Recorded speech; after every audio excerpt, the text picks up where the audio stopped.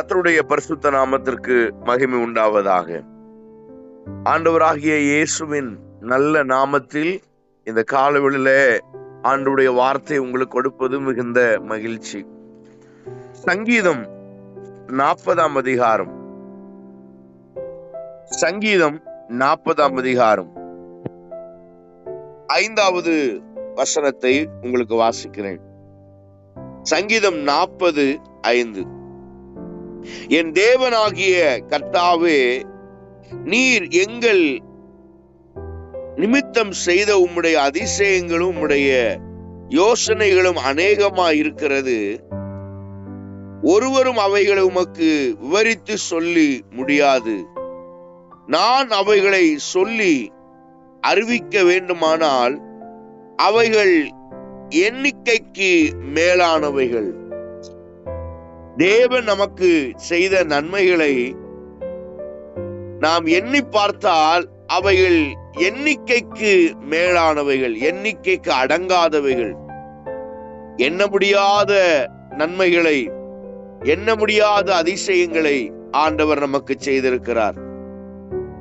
இவ்வளவுதான் என்று அவர் செய்த நன்மைகளை நாம் ஒரு அளவுகோல் கொண்டு அளக்க முடியாது. ஒரு நிமிஷத்துல அநேக அற்புதங்களை அவர் நமக்கு செய்கிறார். நம்முடைய ஜீவனை பாதுகாக்கிறார், நம்மளை பலப்படுத்துகிறார், நமக்கு சகாயம் பண்ணுகிறார். ஆண்டவர் அநேக அற்புதங்களை நமக்கு அவர் செய்கிறார். இவ்வளவுதான் என்று எதை வைத்தும் நாம் சொல்ல முடியாது. வேதம் சொல்லுகிறது, ரோமர் 11ஆம் அதிகாரத்தில் நீங்கள் வாசிக்கும் போது, ரோமர் 11:33 வாசிக்கும் போது, தேவன் நமக்கு செய்த அவருடைய நியாய தீர்ப்புகள் அளவிடப்படாதவைகள், அளவிட முடியாதவைகள். அவ்வளவு நியாய தீர்ப்பை அவர் நமக்கு தந்திருக்கிறார், நியாயம் செய்திருக்கிறார்.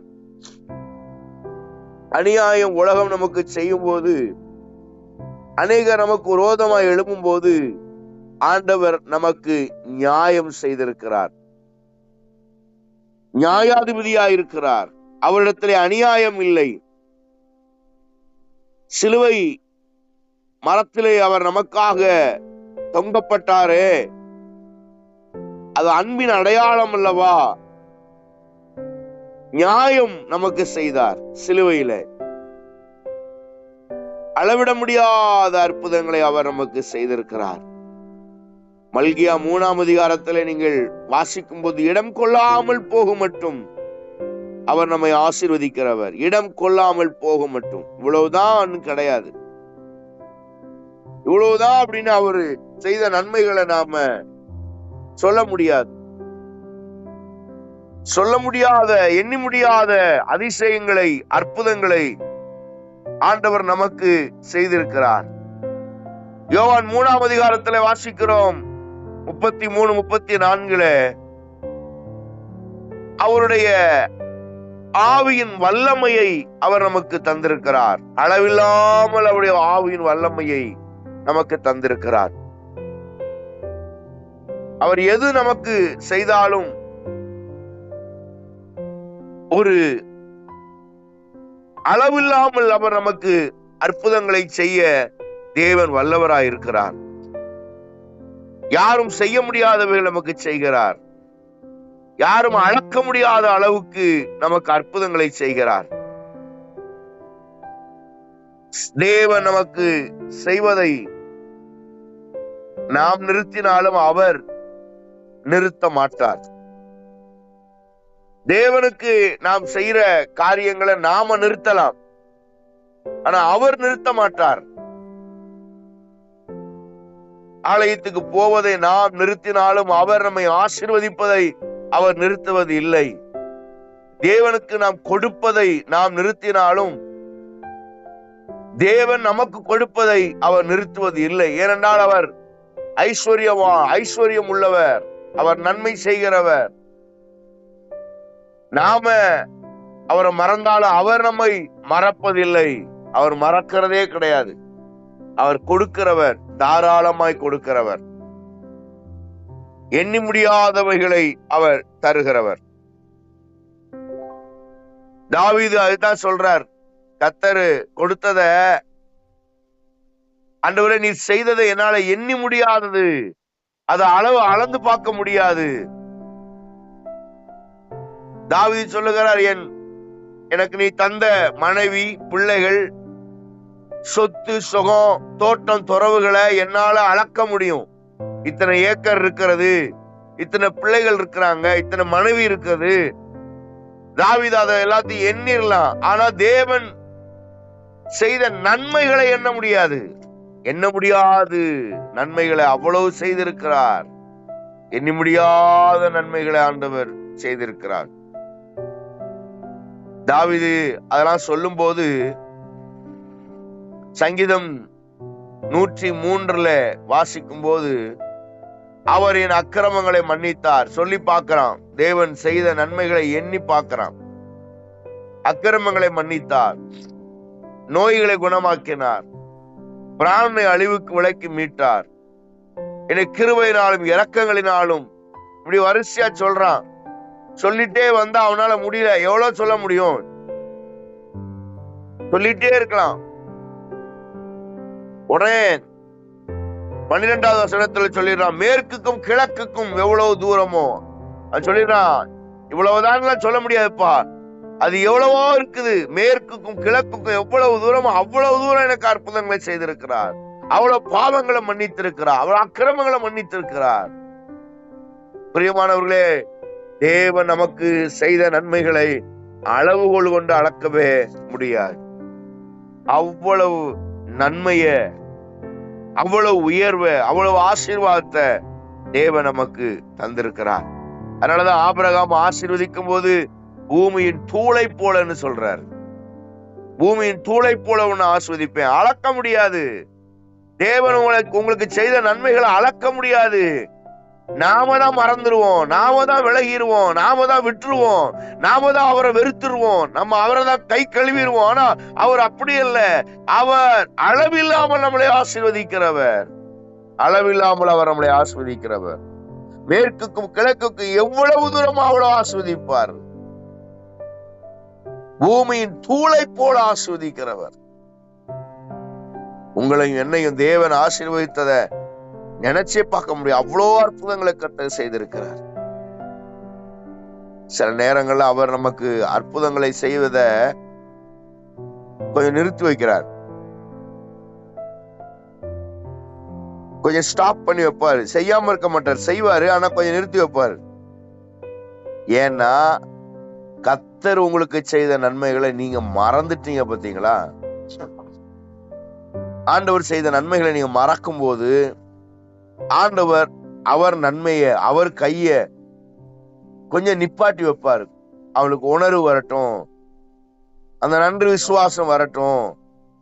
நான் செஞ்ச நன்மை அவன் நினைக்கிறாளான்னு பார்ப்போம், நினைக்கிறானான்னு பார்ப்போம், என் பிள்ளை நினைக்கிறானான்னு பார்ப்போம்.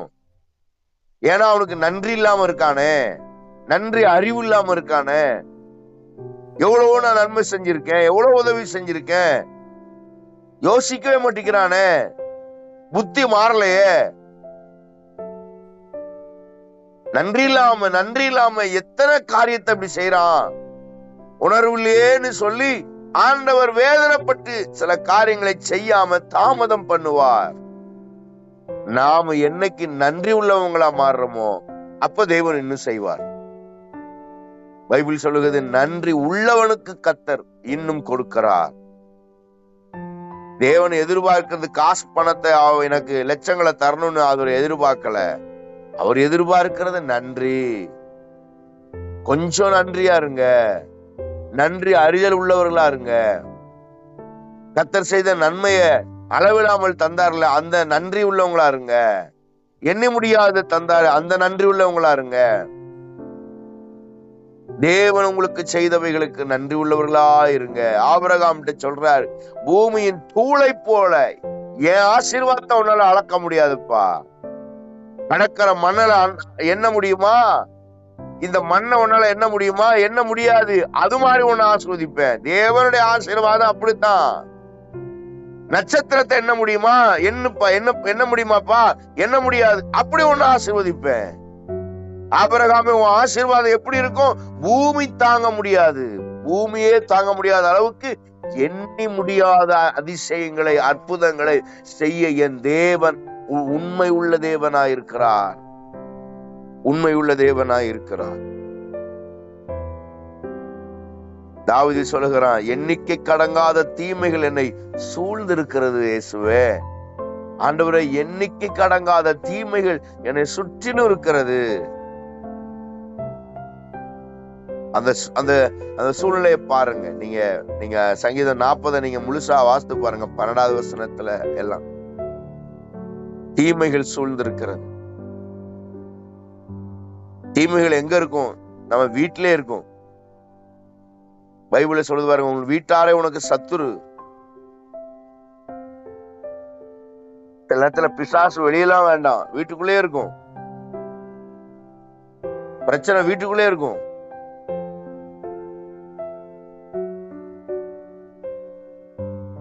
கணிக்க முடியாது யார் என்ன எப்படின்னு.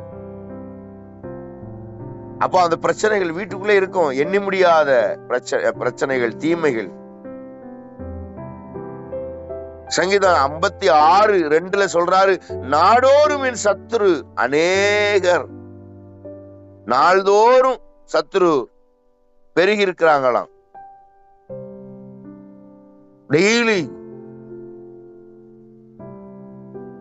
யோசுவா யுத்தத்துல 30 ராஜாக்களை அழிச்சானா. 30 ராஜாக்களை வீழ்த்தினான்.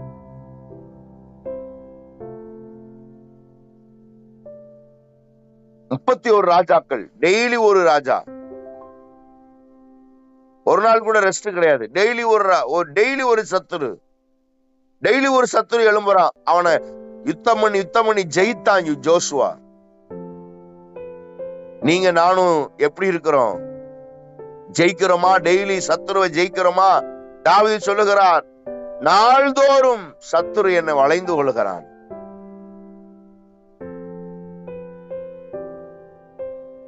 சங்கீதம் 3ஆம் அதிகாரம் வாஸ்து பாத்தீங்கன்னா, சொந்த புள்ள அப்சலோம் தாவீதை விரட்டுறான். வெறுங்காலோடு ஓடுறான்.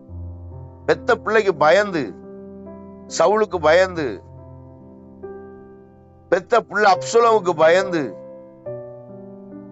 ஏன் தாவீதால முடியாதா? அவனை அடிச்சு கொள்ள முடியாதா? சிங்கத்தின் வாயை கிழிச்சவனுக்கு அப்சலோம் எம்மாத்திரம். கரடியின் வாயை பிடிச்சு கிழிச்சவனுக்கு சவுல் எம்மாத்திரம். கோலியாத்தவே கொன்னவனுக்கு சவுலும் அப்சலோமும் எம்மாத்திரம். ஒரு நிமிஷத்துல கொல்ல முடியும். ஆனா தாவீது கர்த்தர் செய்த நன்மைகளை நினைச்சு பார்க்கிறவன். கர்த்தர் செய்த நன்மைகளை நினைச்சு பார்த்து கர்த்தருக்கு நன்றி சொல்ற மனுஷன். சங்கீதம் 71:7 சொல்றான், அநேகருக்கு நான் விந்தையாக மாறி இருக்கிறேன். விந்தன்னா கேள்விக்குறியாக, கிண்டலாக. அநேகர் இவனை கேலி பண்றாங்க தாவீத. ஒருவேளை உங்களை இந்த காலவேளையில அப்படி கிண்டலா, கேலியா, சிலர் உங்களை முறுமுறுத்து, சிலர் அசால்ட்டா நினைக்கிறாங்களா? பயப்படாதீங்க, கவலைப்படாதீங்க. கர்த்தருக்கு மட்டும் நன்றியா இருங்க. அவர் உங்களுக்கு அளவில்லாம ஆசீர்வாதத்தை தருவார். சங்கீதம் 34:19 நீதிமானுக்கு வரும் துன்பங்கள் அநேகமா இருக்கும், ஆனால் கர்த்தர் அவைகள் எல்லாவற்றிலும் இருந்து அவனை விடுவிப்பார்னு பைபிள் சொல்லுது. நீங்க கவலைப்படாதீங்க, உண்மையா மட்டும் இருங்க. கவலைப்படாதீங்க, நன்றியா இருங்க. கர்த்தர் உங்களை ஆசீர்வதிக்கிற ஆசீர்வாதத்தை எண்ண முடியாது, அளக்க முடியாது. எண்ணி முடியாதவைகளை தேவன் உங்களுக்கு செய்ய வல்லவரா இருக்கிறார். எண்ணி பார்க்கவே முடியாது, அவ்வளவு அற்புதங்களை செய்வார் ஆண்டவர். ஆதியாகமம் 13ஆம் அதிகாரம் ஆபிரகாம் சொல்றார், ஆபிரகாமே ஆபிரகாம்கிட்ட 2 டைம் போறாரு. ஒண்ணு பகல்ல ஒரு தடவை போறாரு, ஒரு தடவை ராத்திரி போறாரு. ஆபிரகாம்கிட்ட சொல்றாரு, உன்னை நான் எப்படி ஆசீர்வதிப்பேன்னு. பகல்ல போகும்போது சொல்றாரு, எப்பா நீ வெளியில வா, உன் கொட்டாயை விட்டு வெளியில வா, உன் கூடாரத்தை விட்டு வெளியில வா, அந்த மண்ணை எண்ணு அப்படின்றார். அவன் எண்ணி பாக்குறான், எண்ண முடியல. அன்று சொல்றாரு, இந்த மண்ணை உன்னால எண்ண முடியல பாரு, அப்படி உன் சந்ததியெல்லாம் பெருக பண்ணுவேன்பான்றார். ராத்திரி வாராரு, இப்ப வெளியே வா, வீட்டை விட்டு வெளியே வா, வானத்தை அண்ணாந்து பாரு. பாக்குறான், நட்சத்திரமா இருக்கு, என்ன முடியுமா? எண்ணி பார்த்தா என்ன முடியல. இப்படி உன்னை பெருக பண்ணுவேன், ஆசீர்வதிப்பேன். தேவனுடைய ஆசீர்வாதம் அப்படித்தான் இருக்கும். எண்ணவும் முடியாது, யோசிக்க முடியாது, நீங்க நினைக்கிற மாதிரி கிடையாது. கர்த்தருடைய ஆசீர்வாதம் உங்க யோசனைப்படி கிடையாது. கர்த்தருடைய ஆசீர்வாதம் உங்க அளவு சின்னது. நீங்க சின்னதை யோசிப்பீங்க, நீங்க சின்ன அளவுல யோசிப்பீங்க. தேவன் செய்ய நினைத்தது பெரிய காரியம். எண்ணி முடியாதவைகளை செய்வார், அளக்க முடியாதவைகளை செய்வார். கடற்கரை மணலை போல, வானத்து நட்சத்திரத்தை போல ஆபிரகாமே உன் சந்ததி பெருகும். ஒரு பிள்ளைக்கே வக்கில்லைன்னு சொல்லுவான் உலகத்துல. ஆனா நீ சந்ததிகளுக்கு ராஜ், ஜனங்களுக்கு தகப்பனா, ஜாதிகளுக்கு தகப்பனா.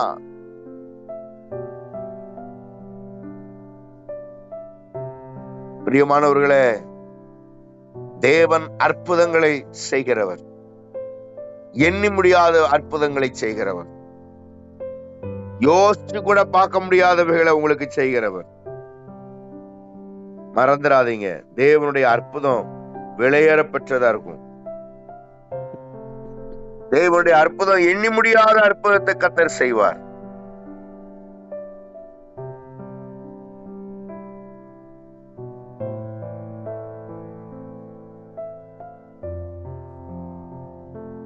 தேவன் நமக்கு செய்கிற அற்புதங்கள் ஒரு 3 காரியத்தை உங்களுக்கு சொல்லி நான் ஜெபம் பண்றேன். சங்கீதம் 71:15. எண்ணி முடியாத இரட்சிப்பை அவர் தருகிறார். எண்ணியே பார்க்க முடியாதான் இரட்சிப்பை அவர் தருகிறார். இந்த இடத்துல நீங்க வாசிக்கும் போது இரட்சிப்பு அப்படின்னா பாவ மன்னிப்பை இங்க சொல்லல, பாவ மன்னிப்பை இங்க சொல்ல. என் வாய் நாள்தோறும் உமது நீதியையும் உமது இரட்சிப்பையும் சொல்லும், அவைகளின் தொகை நான் அறியேன். அப்படின்னா என்ன சொல்றாரு? நாள்தோறும் உம்முடைய நீதியையும் உமது இரட்சிப்பையும் டெய்லி என்னை காப்பாத்துறீங்கப்பா, என்னை காப்பாத்துறீங்க. எத்தனை அற்புதமா என்னை காப்பாத்துறீங்க. டெய்லி வாகனத்துல போகும்போது வரும்போது எப்படி பாதுகாக்கிறீங்க, காப்பாத்துறீங்க, எண்ணி முடியாது. பிள்ளைகளை பாதுகாக்கிறீங்க, தொழில் வருமானங்களை பாதுகாக்கிறீங்க, வீட்டை பாதுகாக்கிறீங்க, தோட்டம் துறவுகளை பாதுகாக்கிறீங்க, பிள்ளைகளை பாதுகாக்கிறீங்க, படிப்பை பாதுகாக்கிறீங்க, சொத்து சுகங்களை பாதுகாக்கிறீங்க, உடல் சரீர சுகத்தை பாதுகாக்கிறீங்க. என்னன்னு சொல்ல முடியும்? எல்லாத்தையும் பாதுகாக்கிற கர்த்தர். நீர் என்னை பாதுகாத்ததை எத்தனை தடவை பாதுகாத்தீங்கன்னு எண்ணி பார்த்தா அதன் தொகை எண்ண முடியாது. எண்ணிக்கைக்கு அடங்காதவைகள். அந்த தொகையை என்னால நான் அறியேன்றார் தாவீது. எண்ணி பார்த்தா அந்த தொகையை நான் அறியேன், எனக்கு தெரியாது, என்னால முடியாது. அவ்வளோ செய்திருக்கிறீர் அப்பா, அவ்வளவு அற்புதங்களை கர்த்தர் செய்திருக்கிறீர், அவ்வளவு செய்திருக்கிறீர். எண்ணி பார்த்தால் எண்ண முடியாது. எத்தனை தவறு செய்த போதிலும் என்னை காப்பாற்றி இருக்கிறீர் ஆண்டவரே.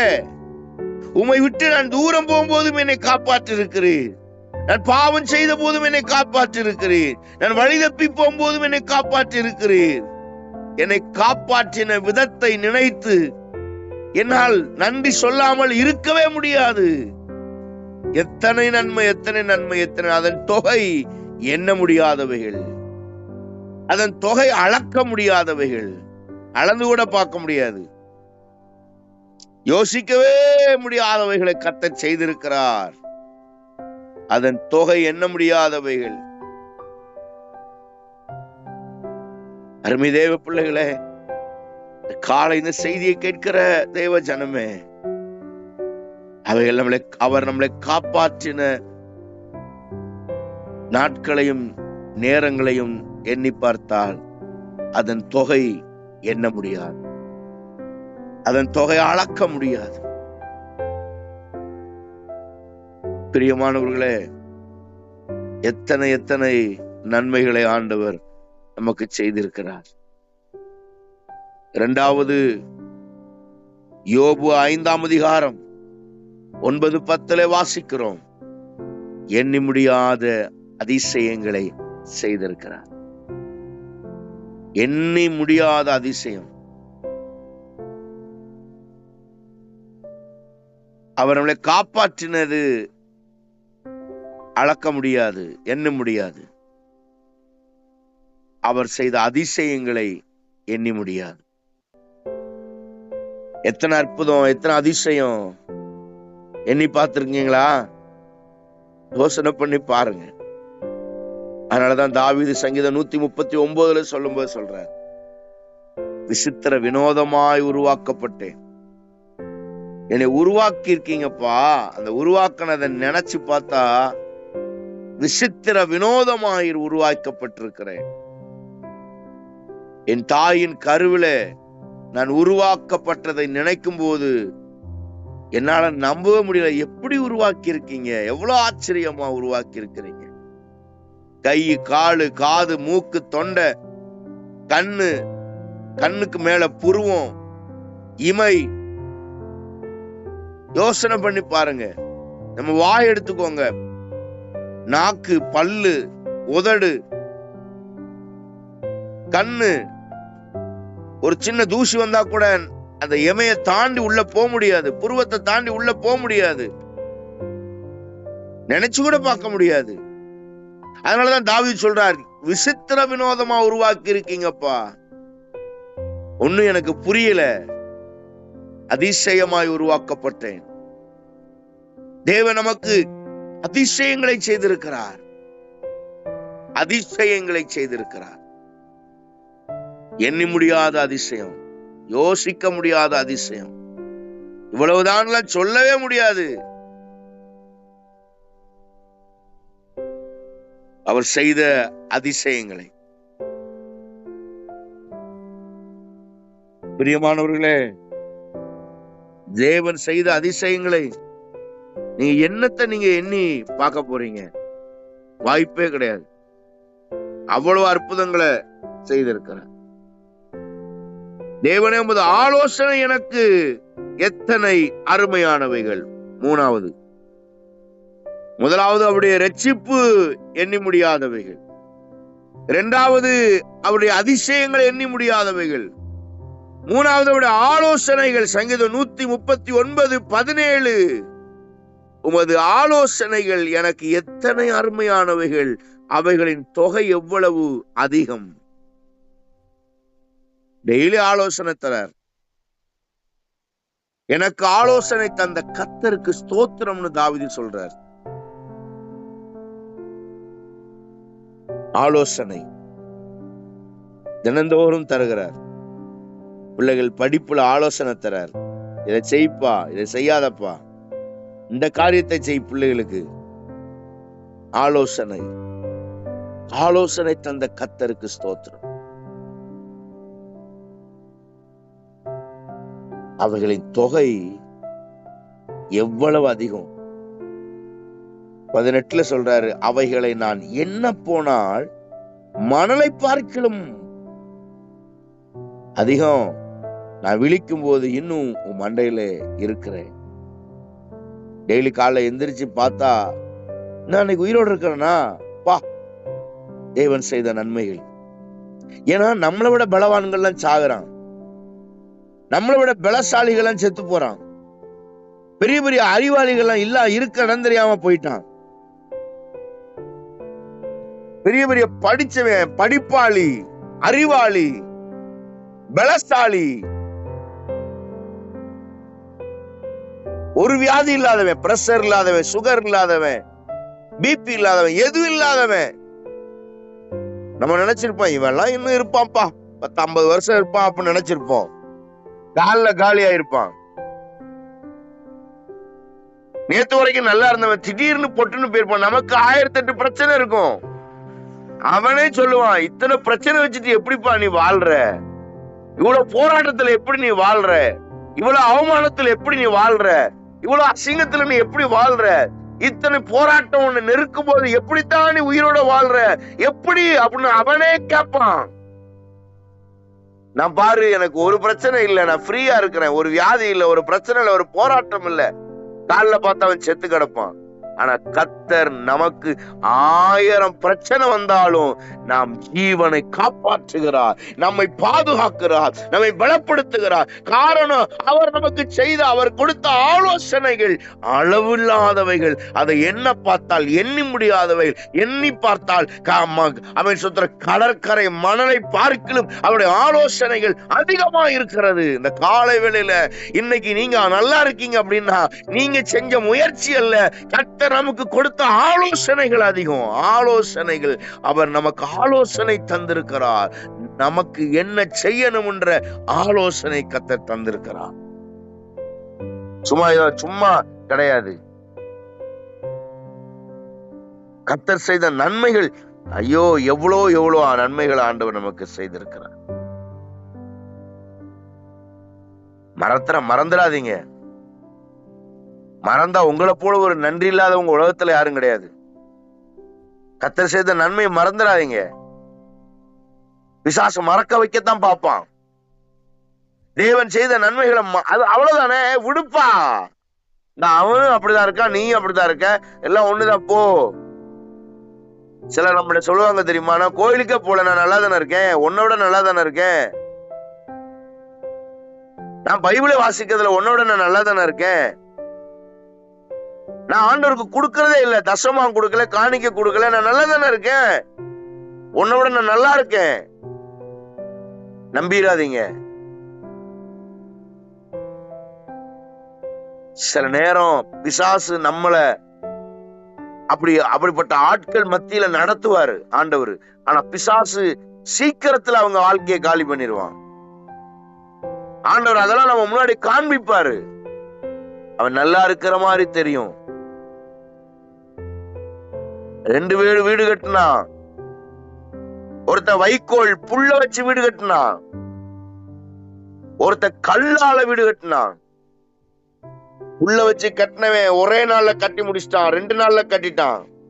ஆனா கல்ல வச்சு போட்டு அஸ்திவாரம் போட்டு கட்டினவன் பல மாசங்கள் ஆச்சு. புல்ல வச்சு கட்டினவன் கல்ல வச்சு கட்டிட்டு இருக்கிறவன்ட்ட பார்த்து சொன்னா, ஏப்பா இங்க பாரு, என்னைய பாரு, நீ என்னமோ டெய்லி 1 மாசம் ஆச்சு, 1 வருஷம் ஆச்சு கட்டிக்கிட்டே இருக்க, நான் பா 2-3 நாள்ல கட்டி முடிச்சிட்டேன், நான் ஜாலியா இருக்கேன், வீட்டுக்குள்ள வீடு கட்டி எனக்கு பாதுகாப்பு கிடைச்சிருச்சு, நீ இன்னும் கட்டிக்கிட்டு இருக்க, 1 வருஷம் ஆச்சு, 2 வருஷம் ஆச்சு, என்னத்த நீ. ஒரு நாள் அக்கினியானது சோதிச்சது, அக்கினி நெருப்பு சோதிச்சது. 1 வருஷமா கட்டி முடிச்சான் பாத்தீங்களா, அவன் ஜாலியா வீட்டுக்குள்ள இருந்தான். ஆனா கர்த்தர் என்ன செய்தாரு, எனக்கு என்ன செஞ்சாரு, அதெல்லாம் ஒண்ணும் இல்ல, நான் நல்லா தான் இருக்கேன், பைபிள் வாசிக்கல, சபைக்கு போல, வீட்டிலே கிடக்குறேன், சுத்துறேன், சினிமா போறேன், எல்லாம் செய்யறேன், நான் நல்லா தானப்பா இருக்கேன்னு சொன்னா பாத்தீங்களா, அக்கினி வரும்போது அவன் எரிந்து போவான். உங்க வாழ்க்கை எரிஞ்சிடும். ஒருவேளை இந்த கால வேளையில சில காரியத்தை ஸ்டாப் பண்ணிட்டீங்களா, சில காரியத்தை நிறுத்திட்டீங்களா, ஜெபத்தை நிறுத்திட்டீங்களா, வேத வாசிப்பை நிறுத்திட்டீங்களா, சபைக்கு போறதை நிறுத்திட்டீங்களா, உங்க ஜெப ஜீவியம் நின்று போச்சா, கர்த்தருக்கு கொடுக்கறத நிப்பாட்டிட்டீங்களா. ஒருவேளை புல்லுல வீடு கட்டின மாதிரி கொஞ்சம் நல்லா இருக்கிற மாதிரி தெரியும், ஆனா ஒரு நாள் அக்கினி வந்து சோதிக்கும் போது பஸ்பமாயி போயிருவோம், நெருப்புல எரிஞ்சிருவோம். நம்பாதீங்க யார் சொல்றதையும். கர்த்தருக்கு செய்யற வேலைகளை, கர்த்தருக்கு கொடுக்க வேண்டிய நேரத்தை, மரியாதைய, பணத்தை நிப்பாட்டிடாதீங்க. செய்ய வேண்டிய காரியத்தை செய்யுங்க, ஸ்டாப் பண்ணாதீங்க. ஏன்னா ஒரு நாள் அக்கினி வரும். அது சோதிக்கும் போது நாம் இருக்கடம் தெரியாம போயிருவோம். அவர் நமக்கு கொடுத்த ஆலோசனைகள், அதன் தொகை அளவிட முடியாது. பிரியமானவர்களே, எண்ணி முடியாத அதிசயங்களை செய்கிறவர், தினந்தோறும் காப்பாற்றுகிறவர், தினந்தோறும் ஆலோசனைகளை தருகிறவர். ஜெபம் பண்ணுவோம். அந்த காலவேளையில, ஆண்டவரே, நீர் எங்களுக்கு அளவிட முடியாத நன்மைகளை செய்தீர். எதையுமே அளக்க முடியாதுப்பா. எதுவுமே இவ்வளவுதான்னு சொல்ல முடியாது. எதுவுமே அளவுகோல் கொண்டு அளக்கவே முடியாது. அளவிட முடியாதவைகளை, எண்ணி முடியாதவைகளை எங்களுக்கு செய்திருக்கிறேன். ஜெபம் பண்ணுவோம். எங்கள் பரிசுத்தமுள்ள நல்ல பிதாவே, சர்வ வல்லமையுள்ள ஆண்டவரே, நல்ல காலவேளையில் நம்முடைய சமூகத்துல வருகிறோம். எண்ணி முடியாதவைகளை செய்திருக்கிறீர் அப்பா. நாங்க நன்றி உள்ளவர்களா நாங்க இருக்கணும். நாங்க நன்றி உள்ள விசுவாசியா இருக்கணும். நன்றி உள்ள தேவ பிள்ளையா இருக்கணும். உலகத்தார் போல நாங்கள் நன்றி இல்லாம என்னத்தை செஞ்சாரு, என்ன ஆண்டவர் செஞ்சாருன்னு சொல்ற ஆளா இல்லாம நன்றி கடன் பட்டிருக்கிறோம். ஆண்டவரே, எங்களை நடத்தி வந்த பாதைகளுக்காக நாங்க நன்றி கடன் பட்டிருக்கிறோம். நன்றி உள்ளவளா மாற்றுங்கப்பா. பெரிய காரியங்களை செய்யுங்க. இயேசு கிறிஸ்துவின் நாமத்தில் ஜெபிக்கிறோம் எங்கள் ஜீவனுள்ள நல்ல பிதாவே. ஆமென், ஆமென்.